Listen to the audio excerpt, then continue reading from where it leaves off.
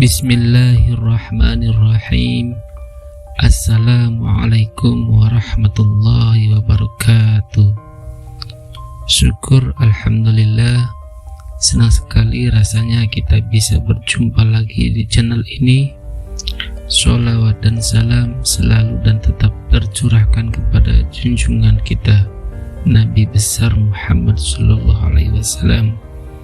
Allahumma sholli ala Sayyidina Muhammad wa ala ali Sayyidina Muhammad.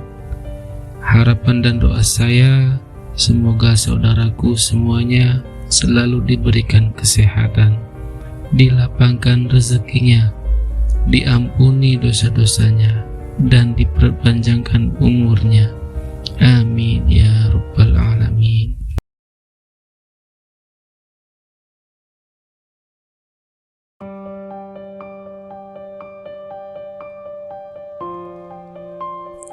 Dikubur 7 hari dan masih hidup, ia melihat kejadian aneh di alam kubur.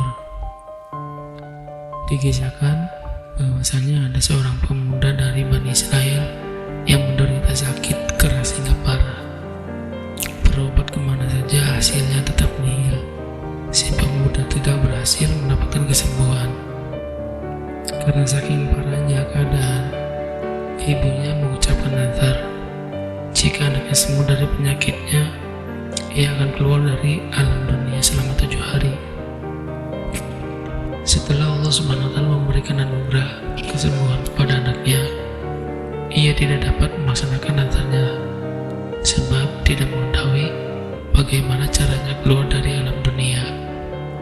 Suatu malam ketika tidur, ia bermimpi didatangi seseorang berjubah putih seraya berkata, "Penuhilah nazarmu agar kelak tidak mendapat musibah yang berat dari Allah."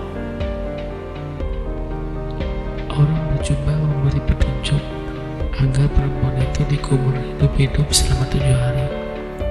Pagi harinya, ia pun memanggil anaknya dan menceritakan apa yang ada dalam mimpinya semalam lantas. Memerintahkan anaknya agar menggali kuburan di tengah-tengah perkuburan umum dan menguburkannya. Si anak kemudian melaksanakan perintah dari ibunya. Ketika ibunya sudah turun ke liang kubur, ia berdoa, "Wahai Tuhanku, aku telah melakukan kewajibanku melaksanakan nazarku, maka lindungilah aku di dalam kubur dari segala mara bahaya." Selesai berdoa, anaknya menutup kuburan itu dengan tanah kemudian pulang. Di dalam kuburan, perempuan itu melihat cahaya memancar dari atas kepalanya. Setelah dilihat, ternyata ada lubang seperti jendela. Diintipnya lubang tersebut. Alangkah terkejutnya, ia melihat ada taman besar. Di dalamnya ada 2 orang perempuan yang sedang duduk. Keduanya memanggil-manggil, "Wahai perempuan, keluarlah dari tempatmu dan bergabunglah dengan kami." Tiba-tiba lubang itu menjadi lebar sehingga ia pun menyusul mereka berdua. Ia mengucapkan salam kepada mereka berdua. Akan tetapi mereka tidak menjawab salam. "Kenapa kalian berdua tidak menjawab salamku?" Kedua perempuan tersebut menjawab, "Mengucapkan salam adalah sebagian dari ibadah, dan kami sudah tidak dapat melakukannya."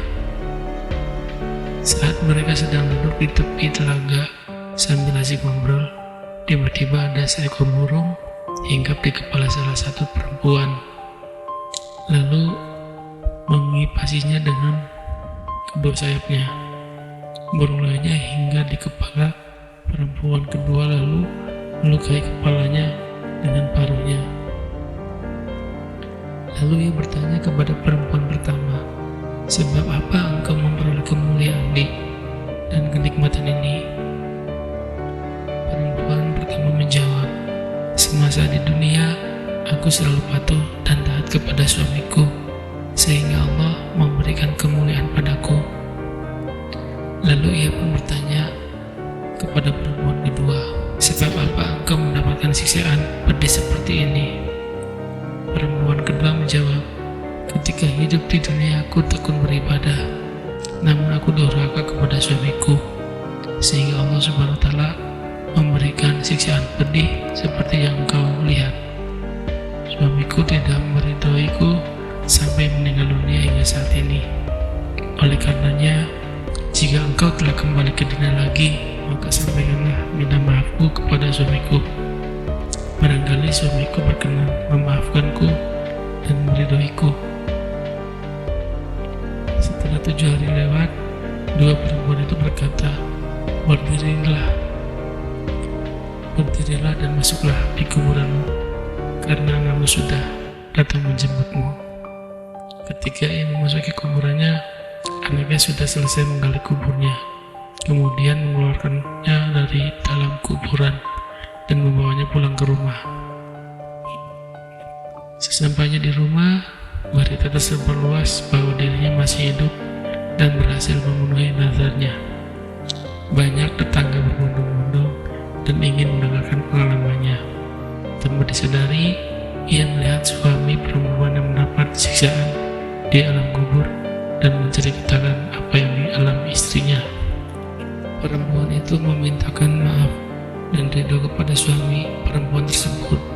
Setelah mendengarkan ceritanya, suaminya mau memaafkan dan meridhoi mendiang istrinya. Malam harinya ia bermimpi bertemu dengan perempuan tersebut. Ia berkata, aku sekarang sudah terbebas dari siksaan sebab pertolonganmu. Mudah-mudahan Allah Subhanahu wa Ta'ala membalasmu dengan kebaikan dan mengampunimu dari segala kesalahan. Kisah ini terdapat dalam buku 101 Cerita Pendekap Iman Peluhur Budi Karya Kiai Haji Muhammad Jamaluddin Ahmad, pengasuh Pondok Pesantren Tambak Beras, Jombang, Jawa Timur, terbitan Pustaka Al-Muhibin. Semoga bermanfaat. Assalamualaikum warahmatullahi wabarakatuh.